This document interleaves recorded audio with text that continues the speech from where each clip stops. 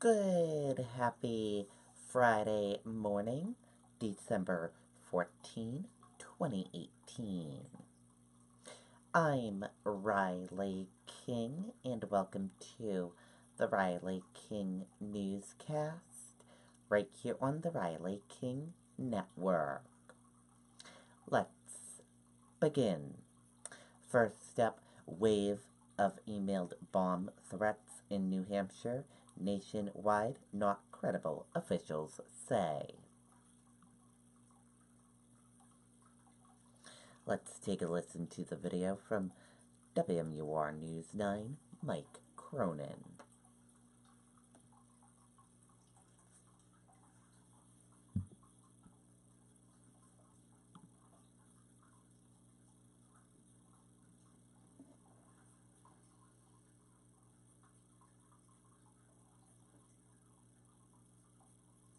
The threats have been pouring in from a health center in Tennessee to places throughout San Francisco, from the Boston Opera House to the Granite State. It does seem like lately there's a lot more of this. Bomb threats causing evacuations and scares across the country. But this one really was very complicated, and we all thought, okay, this is a little strange. Jackie Smith got the email at work in Nashua this afternoon. It said there was a bomb in their office, quote, "My mercenary constructed the explosive device under my direction.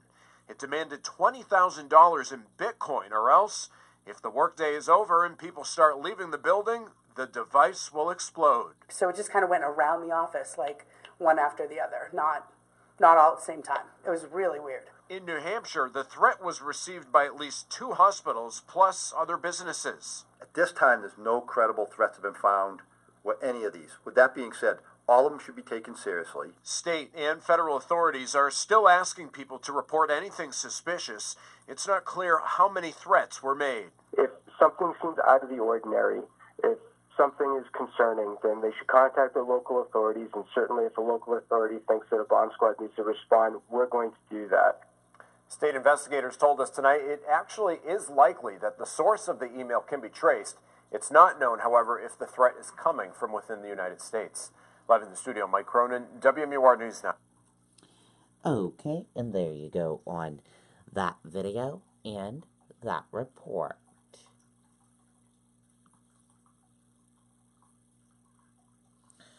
Court documents: New Hampshire police recruit threatened to fire service weapon at academy graduation.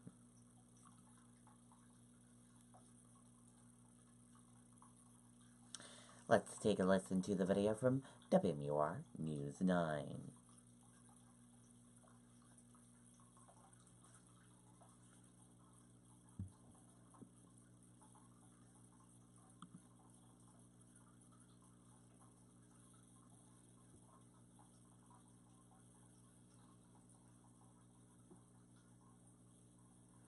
Authorities say that they took this case very seriously and knew that they had to act swiftly. Laconia police recruit Noah Bulio faces 2 criminal charges, accused of making several threats of violence, including one he allegedly said he would carry out at his police academy graduation in Concord on Friday. I think it's highly unusual.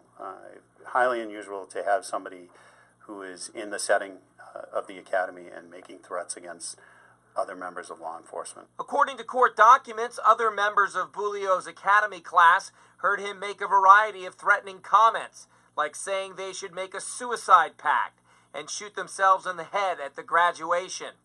Court records also say Bulio allegedly made comments that he would fire his weapon in the air, causing crossfire that would kill everyone. We certainly don't envy the responsibility of having to take another law enforcement officer into custody. But in a situation like this, it was warranted, and we wanted to ensure the safety of both the public and also the other recruits and members of law enforcement who were the target of some of the threats. Bulio did not appear today in court. His attorney denies all the allegations. We can be very clear on the bottom line, and that is that what he has been charged with is way out of line. He had no intention whatsoever to harm anybody, terrorize anybody, shoot anybody up, anything like that. Nothing of the sort. Bulio waived his bail hearing and is expected to be back here Friday morning. In Concord, Andy Hirschberger, WMUR News 9. Okay, and there you go on that video and that report.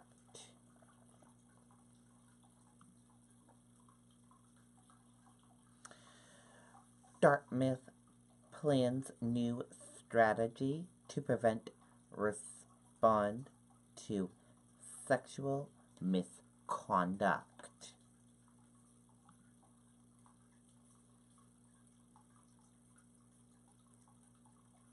Let's take a listen to the video from WMUR News 9.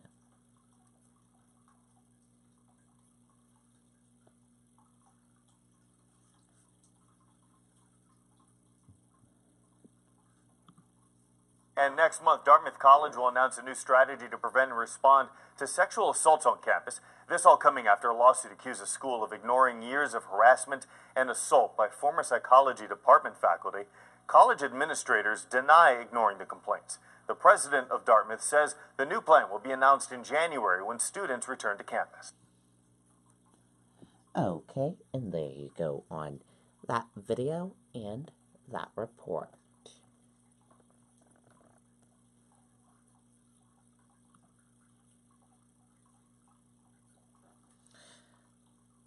The Geminid meteor shower peaks this week. Here's how and when to watch.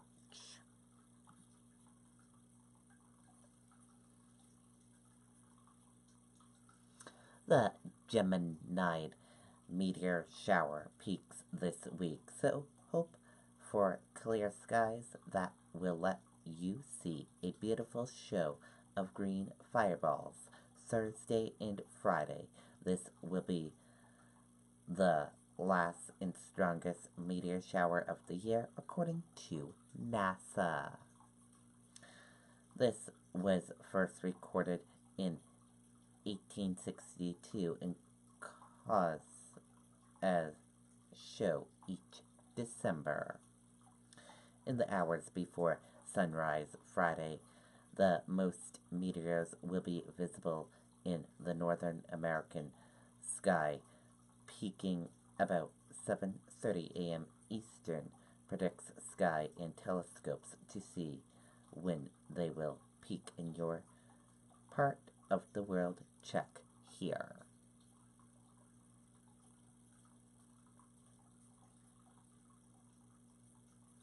But the morning isn't your only chance. On Thursday and Friday, keep an eye on the sky. A few hours after sunset, just keep the moon at your back.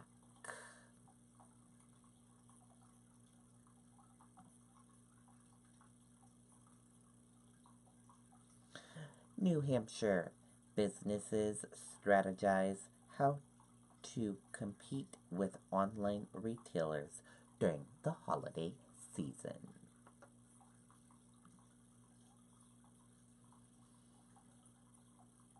Let's take a listen to the video from WMUR News 9, Mike Cherry.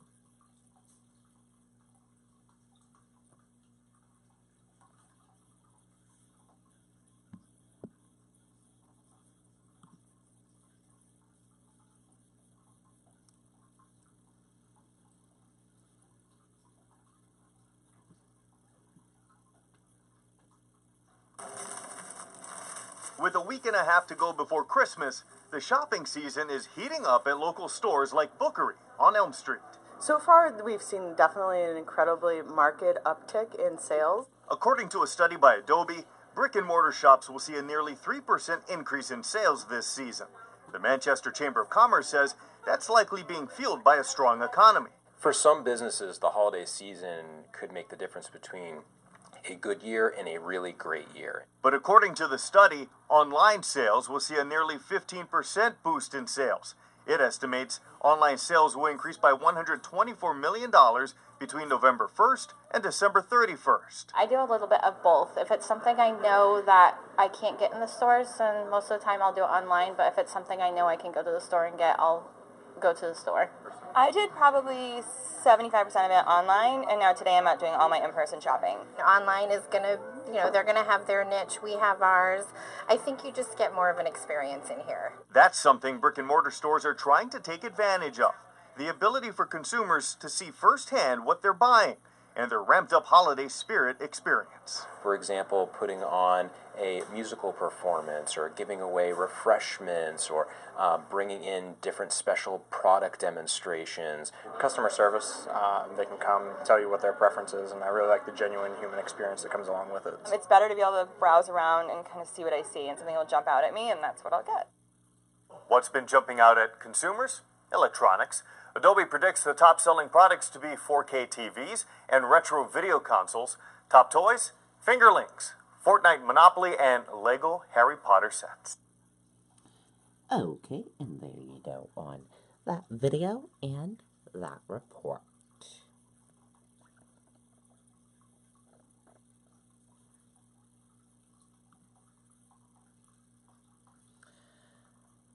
Father, son from Ganesh sold drugs, shot 2 people after argument. Let's take a listen to the video from WMUR News 9, Kristen Carosa.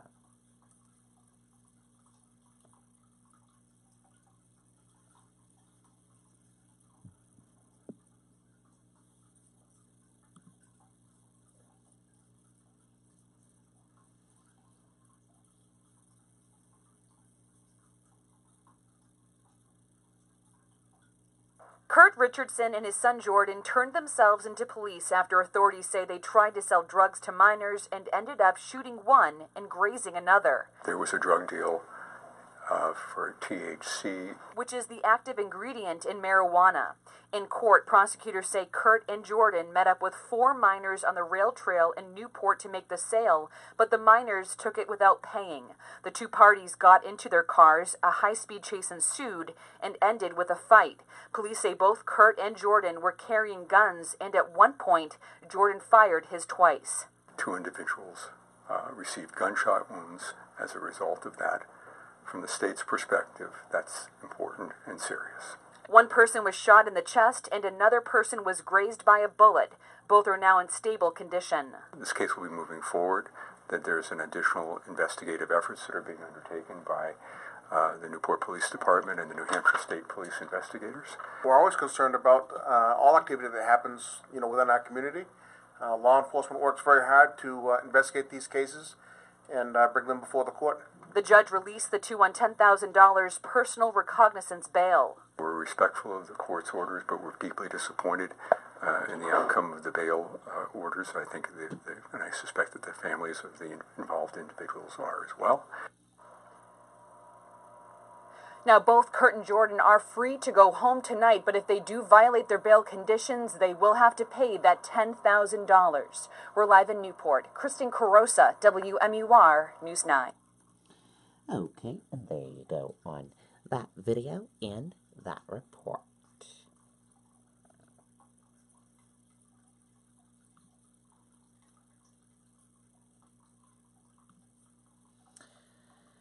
Dow features point to more than 200-point decline at Friday's open.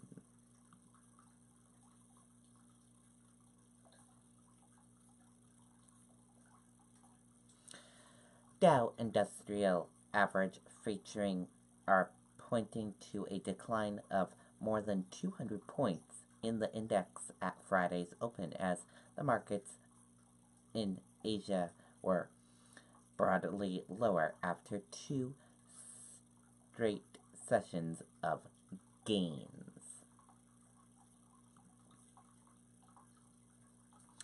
Fake bomb threat demanding Bitcoin funds reported across the country, authorities.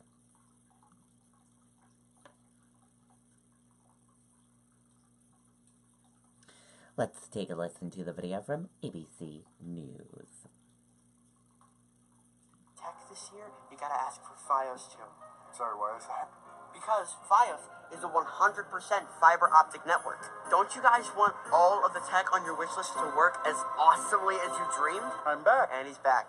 100% fiber optic network, 100% phenomenal. Get Fios Internet for just $39.99 per month and get a $50 Amazon gift card when you install by December 31st.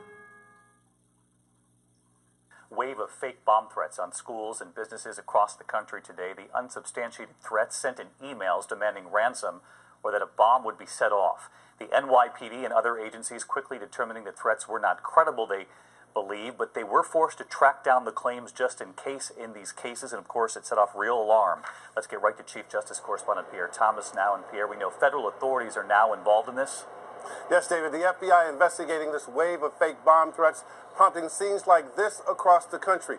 Dozens of offices and schools evacuated, hundreds of students seen streaming out of classrooms, some put on lockdown. Law enforcement officials describing the threats as not credible, calling them crude attempts at disruption and to extort money. These hoaxes are very frustrating to law enforcement officials. They are responsible, and they say that they face felony charges and up to 5 years in prison if they catch the people, David. They cause alarm and they take time from law enforcement around the country. Pierre Thomas, our thanks to you. Okay, and there you go on that video and that report.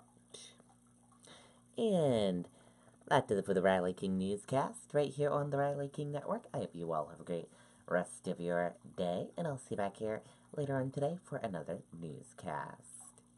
And I'll have a news report coming up in a little bit. Goodbye, everyone.